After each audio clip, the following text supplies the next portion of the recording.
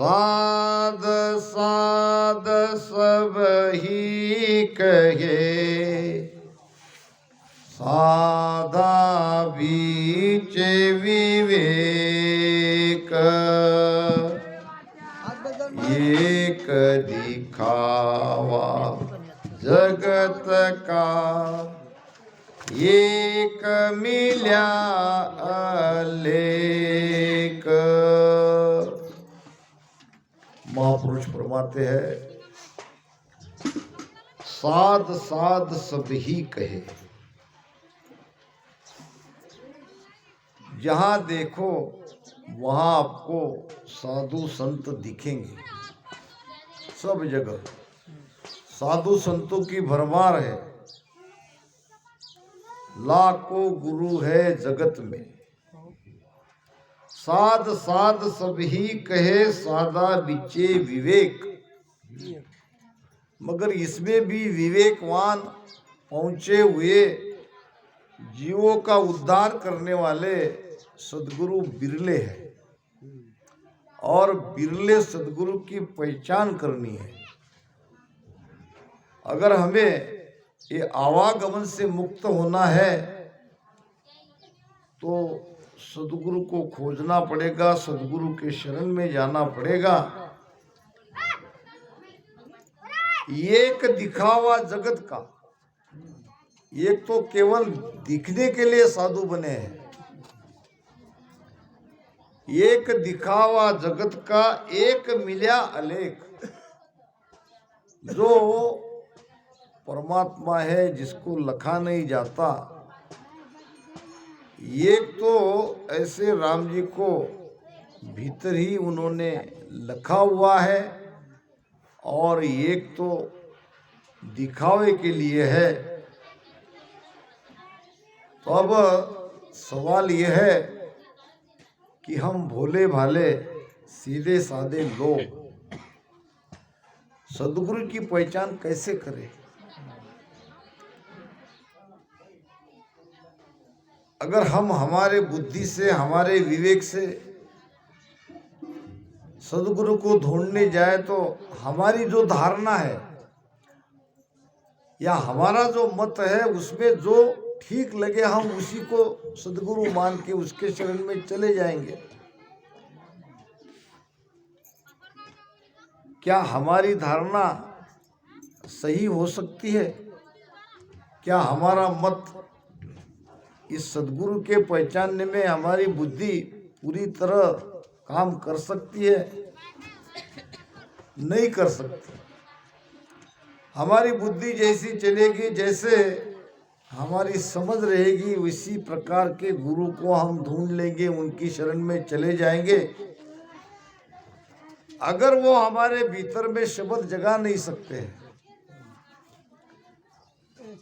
तो एक बार सद्गुरु के शरण में जाने के बाद या किसी भी गुरु के शरण में जाने के बाद उससे दूर होना बड़ा कठिन हो जाता है।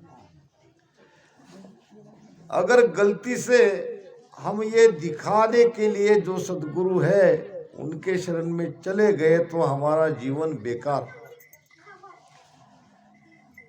फिर पहचानने का क्या उपाय है? महाराज ने खंड पिंड ब्रह्मांड में बात कही है, और बहुत अच्छी बात कही है। संगत उसी के लिए रहती है। संगत में ये सारी जो हमारे अंदर कई भ्रम रहते हैं, ये सारे भ्रम को सत्संग के द्वारा हम दूर कर सकते हैं। सद्गुरु का ज्ञान भ्रम को मिटाता है। महाराज ने कहा है, रट रट राम मिल्या मुझ माय, रट रट राम मिल्या मुझ माय। दूजा पंथ दसो दिस जाय, दूजा पंथ दसो दिस जाय। रट रट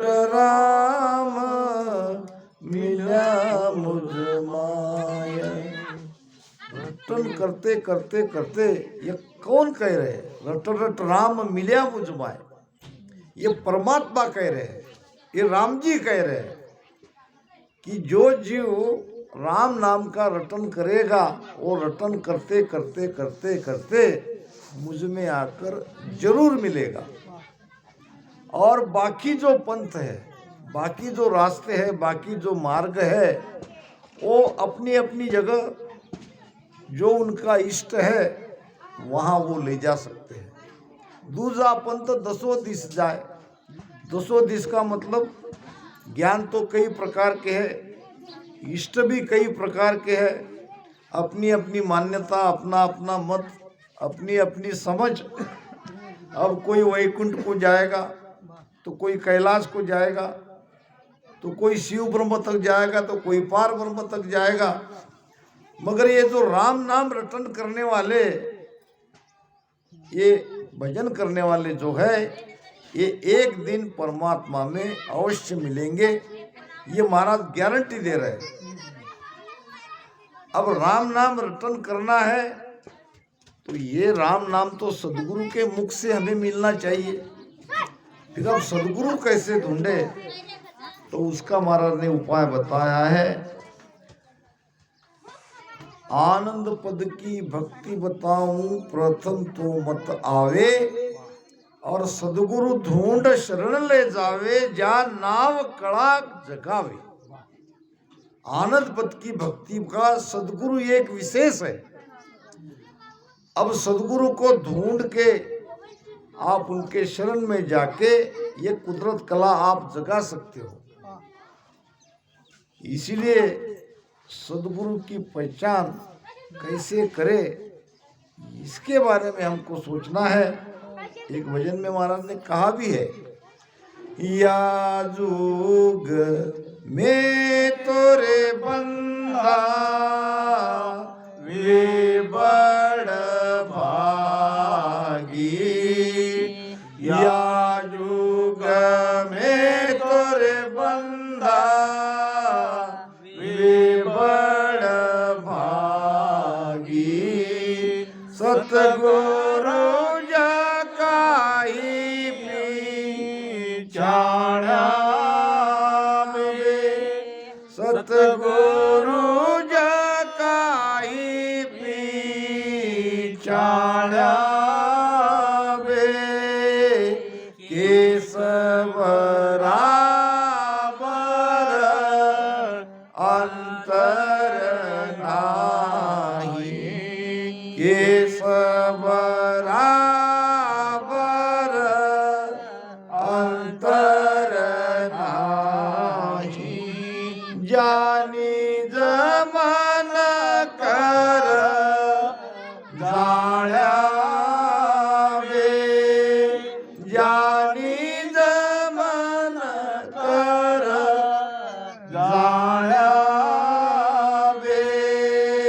या जुग में तोरे बंधा वे बड़ भागी, या जुग में तोरे बंधा वे बड़ भागी। सदगुरु की पहचान कर उनके शरण में जाने वाला इस संसार में बड़भागी है। मगर लाख रुपए का सवाल यह है कि हम सीधे साधे भोले वाले लोग सदगुरु की पहचान कैसे करें। तो उसका उपाय महाराज ने बताया है खंड पिंड ब्रह्मांड में। सुनो एक मेरा हमारी अगाध, सुनो एक मेरा हमारी अगाध, देऊ मेरो नाम मिलाऊं साध, देऊ मेरो नाम मिलाऊं साध, सुनो एक मेरा हमारी अगाध। परमात्मा के वचन है खंड पिंड ब्रह्मांड में। राम जी कह रहे हैं, परमात्मा कह रहे हैं, सुनो एक मेर हमारी अगाध। ये अगाध मेहर है राम जी की सबके ऊपर। जो राम राम का रटन कर रहे हैं उसके ऊपर राम जी की मेहर है। और वो कैसी मेहर है? अगाध मेहर है। अगाध मेहर कैसी है? अगर आपके अंदर तड़प है, आपके अंदर परमात्मा प्राप्ति की सचमुच प्यास है, आपकी आत्मा परमात्मा को मिलने के लिए तड़प रही है, तो ये सारी व्यवस्था राम जी ने पहले ही कर रखी है। कौन सी? अब परमात्मा तक जाने के लिए नाम चाहिए, नियंचर चाहिए, और नियंचर आता है सदगुरु के द्वारा, सदगुरु के माध्यम से। तो परमात्मा कह रहे हैं, सुनो एक मेर हमारी अगाध, देवू मेरो नाम। मैं आप सबको मेरा नाम दे रहा हूं। किसके द्वारा दे रहा हूं? संतों के द्वारा। फिर संत कैसे खोजोगे? संत आपको खोजोगे, आपको संत को खोजने की आवश्यकता नहीं है। देवू मेरो नाम मिलाऊं साध। ऐसे संतों को मैं आपको मिलाता हूं और उनके द्वारा मैं ये नियंचर आपके अंदर प्रकट करा देता हूं। आप केवल तड़पो, आप केवल रो। अगर आप तड़प रहे हो, आपके अंदर सच्ची प्यास है, तो चिंता की कोई आवश्यकता नहीं है। कथा आती है, एक व्यक्ति सदगुरु को ढूंढने गया। अब एक जगह गया, अब सदगुरु मिलेंगे कहाँ? तो कोई गांव से बाहर ही एक आधी कुटिया रहेगी। ऐसे ही कुटिया में कहीं ऐसे संत पड़े रहते हैं। उसकी इच्छा हुई कि भाई मोक्ष में जाना है तो सदगुरु को ढूंढना पड़ेगा। तो चलो सदगुरु को ढूंढने निकलते हैं। एक नीम के पेड़ के पास एक छोटी सी कुटिया थी, और वो कुटिया में एक 50-55 साल के बाबा बैठे थे, भगवा वस्त्रधारी, बाल सफेद, दाढ़ी सफेद। अब इस व्यक्ति ने जाके उसके चरण छुए, कहा कि बाबा जी, क्या मुझे आप सदगुरु का पता बता सकते हो? क्या मुझे आप सदगुरु से मिलवा सकते हो? अब वो संत ने उसकी तरफ ऊपर से नीचे तक देखा, क्योंकि वो स्वयं सदगुरु थे। मगर कोई अपने मुख से थोड़ी कहेगा कि मैं सदगुरु हूं। अच्छा, कहीं भी दे तो आप मान थोड़ी लोगे। उसने देखा, ठीक है, पता तो बता सकता हूं, मगर आप ढूंढ लोगे? अगर आप बता दो कि मैं ढूंढ लूंगा, ठीक है। ऐसे ही कोई नीम का पेड़ रहेगा, और नीम के पेड़ में ऐसी कोई कुटिया रहेगी, और मेरे जैसे बाबा आपको वहां बैठे मिलेंगे, वही सदगुरु है। उनकी शरण में तुम चले जाना, बेटा तुम्हारा कल्याण होगा। अब वहां से उनको प्रणाम करके निकला ढूंढने के लिए।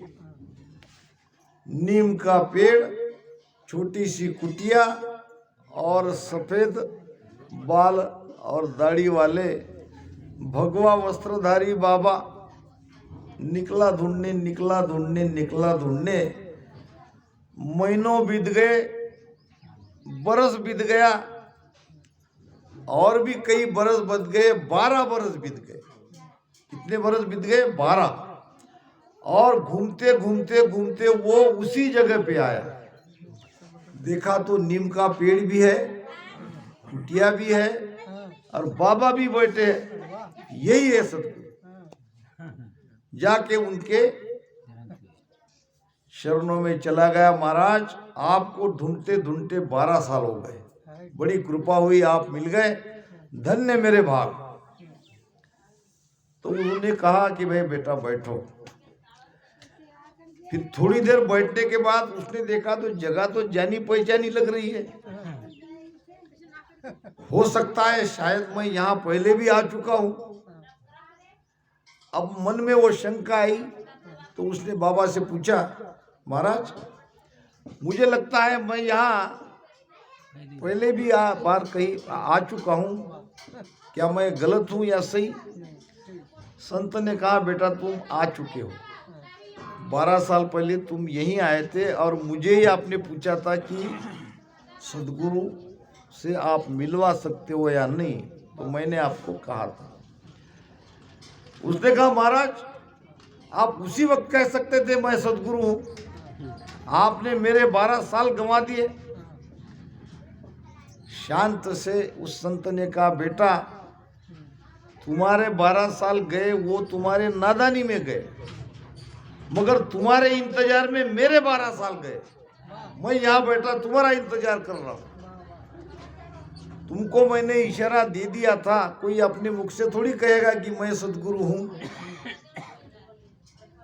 और तुमने इशारा समझा नहीं।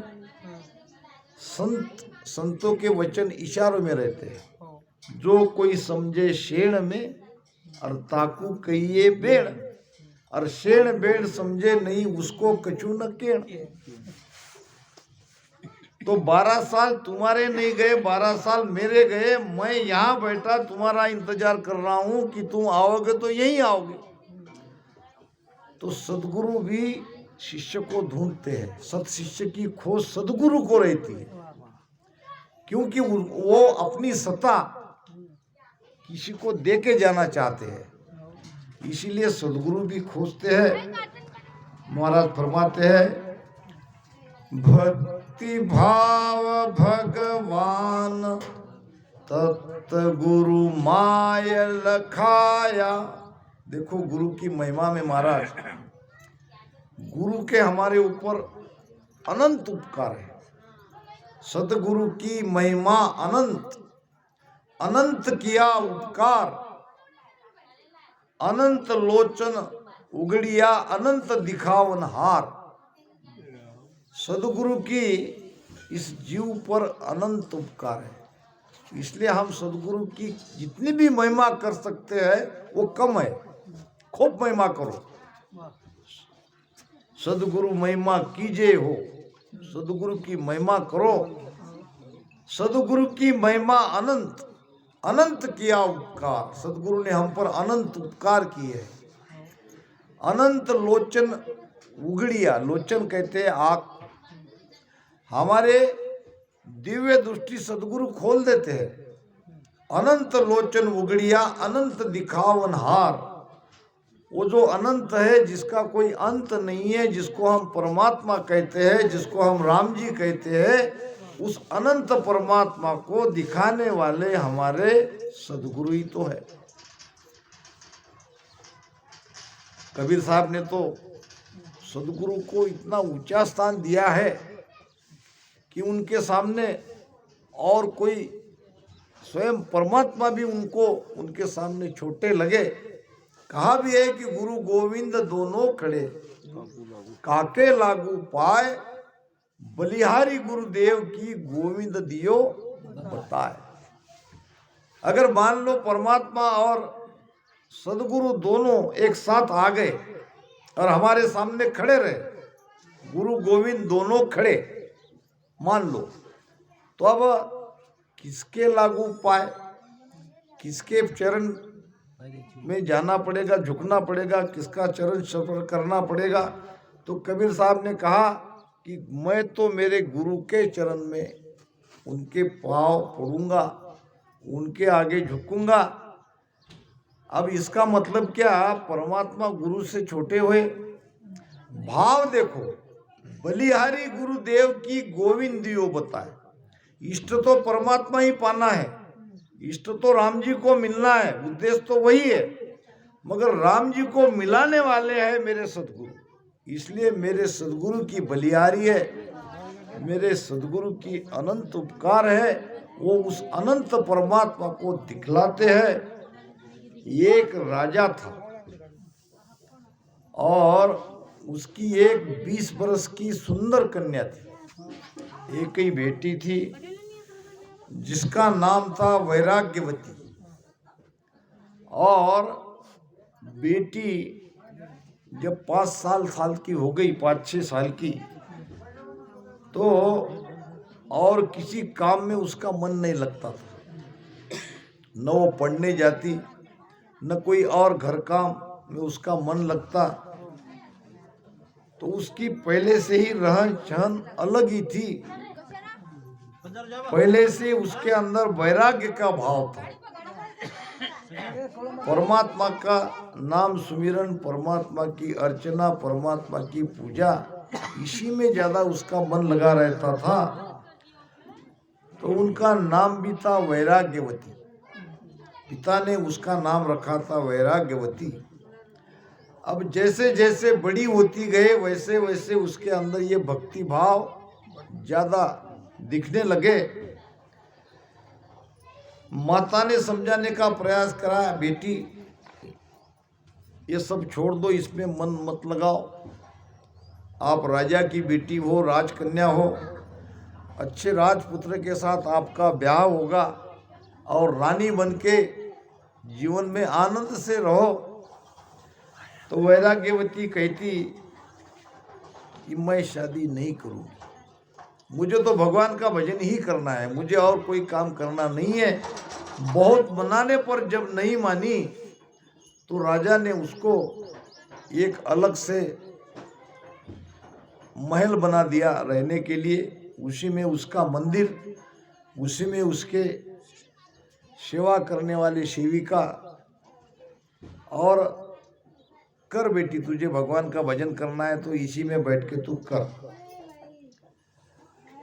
अब एक दिन राजा के महल में एक चोर आया रात 12 बजे के बाद, और चोर को लगा कि सारे सो गए होंगे, मगर ये वैराग्यवती जाग रही थी और परमात्मा को पुकार रही थी, रो रही थी, हे राम जी, हे परमात्मा, आपके दर्शन कब होंगे, मैं तुमको मिलना चाहती हूँ। अब अंदर से रो रही थी। चोर ने आवाज सुनी, फिर चोरी करना उसने कैंसिल कर दिया कि कोई जाग रहा है। चुपके से उसने वो लड़की का रोना, जो परमात्मा के लिए व्यक्ति से विरह था, वो सब सुना। अब उसने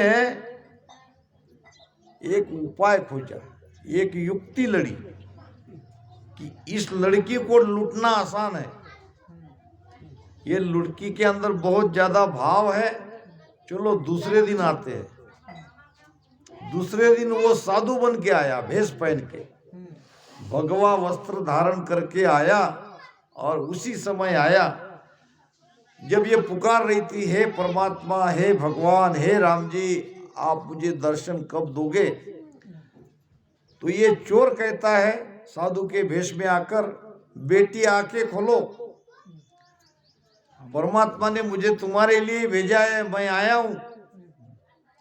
अब आवाज सुन के उसने देखा तो सचमुच सामने एक संत थे। संत को देखते ही वैराग्यवती उसके चरणों में झुक गई और कहने लगी, महाराज कृपा करो, मुझे राम जी से मिला दो, मेरी कोई इच्छा नहीं है। तो चोर ने कहा, राम जी को मिलना चाहती हो क्या? राम जी को ऐसे ही थोड़ी मिला जाता है, फिर कैसे मिला जाता है? सुनो लड़की, मैं जैसा कहता हूं वैसा करो। कल रात को सब सोने के बाद जितने गहने मूल्यवान वस्तु आप उठा के ला सकती हो, इतनी लेके जंगल में आओ, वहां तुम्हें मैं मिलूंगा, और वहां मुझे मिलने के बाद मैं तुमको परमात्मा से मिला दूंगा। भोली भाली लड़की थी, भाव था, चोर की बातों में आ गई और गहने और मूल्यवान वस्तु की एक पोटरी बांध के सिर पे बांध के चली गई। जहां बुलाया वहां तो बैठे ही थे। हाँ, लाई वो। अब धन को देख के चोर को लालच आ गया। अब तो लगभग काम हो ही गया था, बिना कुछ चुराए अपने आप ये लड़की के द्वारा अमाप धन उसके हाथ में आ ही गया था। अब सवाल था इस लड़की का, इसका क्या करें। अब उसने कहा, ये रख दो यहाँ, और वो पेड़ के पास खड़ी रहो। अब लड़की को पेड़ के पास पे खड़ा किया और रस्सी से उसको बांध दिया। अब जब तक इसको देखेंगे, इसको खोलेंगे, तब तक तो मैं कितना भी दूर चला जाऊंगा। ऐसा करके उसने लड़की को पेड़ से बांध दिया और कहा कि हो सकता है मैं 2 दिन में आऊं, हो सकता है मुझे 4 दिन लगे या हफ्ता लगे, जब तक मैं नहीं आऊंगा इस बंधन से खोलना नहीं। यानी गुरु मंत्र भी दे दिया, अगर किसी ने उसको खोला भी तो वो लड़की मना कर दे, तो किसी से ये बंधन खुलवाना नहीं, मैं स्वयं आऊंगा। अब उसके दिल में तो परमात्मा का प्राप्ति की इच्छा थी, परमात्मा को देखने की इच्छा थी और गुरु मान लिया था। अब गुरु की आज्ञा में रहना ही पड़ेगा। अब बांध के चला गया, 1 दिन बीत गया, 2 दिन बीत गया। अब वहां भगवान विष्णु को भगत, मृत्यु लोक में भक्त को अगर कहीं दुख होता है तो परमात्मा तक उसकी आह पहुंच जाती है। भगवान विष्णु ने कहा, नारद जी जरा जाके देखो, मृत्यु लोक में एक बेटी बहुत दुखी है, जाके उसको उसका दुख दूर करो। नारद जी आए। नारद जी ने देखा बंधन में बंदी है, 2 दिन हो गए, भूखी प्यासी तड़प रही है, परमात्मा का नाम ले रही है। उसने कहा, बेटी मुझे परमात्मा ने भेजा है और तुमको ये बंधन से मुक्त करने के लिए। तो लड़की ने कहा, नहीं, मेरे गुरु महाराज आके ही मुझे बंधन से मुक्त करेंगे, आप मुझे खोलना नहीं। बहुत मनाने पर जब नहीं मानी तो नारद जी वापस चले गए। अब यहाँ तो 2-4 दिन और चले गए। अब बेटी कमजोर हो गई और अंदर से परमात्मा को पुकारती गई। भगवान विष्णु आए स्वयं और भगवान विष्णु ने कहा, बेटी जिसके लिए सारी दुनिया भजन भक्ति करती है, पूजा अर्चन करते हैं, जिसको प्राप्त करने के लिए कहते हैं, वो तो मैं ही हूँ। मैं स्वयं भगवान विष्णु आया हूँ। आप मुझे ही मिलने के लिए ये सब कर रही हो। आप मुझसे मिलो, मेरे दर्शन कर लो, मुझे देखो और ये बंधन से मुक्त हो जाओ। लड़की कहने लगी, नहीं, तुम साक्षात भगवान विष्णु भी क्यों न हो, ये मेरी गुरु की कृपा है कि 5वें दिन मुझे भगवान के दर्शन हो गए। दर्शन उन्होंने ही तो कराए। अगर वो बंधन में मुझे बांधते नहीं तो आप मुझे मिलने के लिए नहीं आते। अब गुरु के उपाय गुरु को मानो। तो गुरु की मेरे पर कृपा हो गई, उनका प्रमाण मिल गया कि मुझे आपके दर्शन हो गए, तो अब तो मैं बिना गुरु के आए बंधन खोले मैं मुक्त नहीं होगी, मैं ऐसी मर गई तो भी चलेगा। फिर नारद जी को भगवान विष्णु ने कहा, जाके देखो उस चोर के पकड़ के लाओ। अब ये चोर जब तक नहीं आएगा ये बंधन से मुक्त नहीं होगी। तो चोर को ढूंढ के लाया गया। कहा गया कि उस लड़की को तुम बांध के चले गए, आज 1 हफ्ता बीत गया, वो किसी से बंधन खुलवाना नहीं चाहती है और तुम ऐसे बांध के चले गए तो दोबारा वापस आए ही नहीं। जोर जबरदस्ती से जब चोर ने आके, और वो भी वस्त्र में आके लड़की का बंधन खोला, तो लड़की जाके अपने चोर गुरु के चरण में झुक गई कि धन्य हो गुरुदेव, आपने मुझे परमात्मा से मिला दिया। फिर भगवान विष्णु के दर्शन किए। कहने का मतलब कि गुरु क्या नहीं कर सकते, गुरु के हाथ पावर है, गुरु सब कुछ करते हैं। कबीर साहब कहते हैं, करता करे जो कर न सके, गुरु करे सो होए। परमात्मा जो कर नहीं सकता वो सदगुरु कर सकते हैं, और सदगुरु जो करेंगे वही होगा। तो महाराज फरमाते हैं,